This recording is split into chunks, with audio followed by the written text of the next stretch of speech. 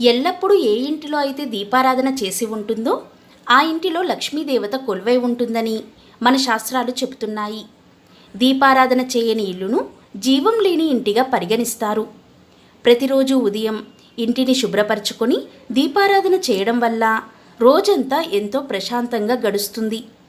ప్రతిరోజు సరైన సమయంలో దీపాన్ని వెలిగించినప్పుడు మాత్రమే ఆ దీపానికి అర్థం పరమార్థం ఏర్పడుతుంది. ప్రతిరోజు ఉదయం దీపారాధన సూర్యోదయం కాకముందు నుంచి 10 గంటల వరకు పూజ చేసి దీపాలను వెలిగించవచ్చు.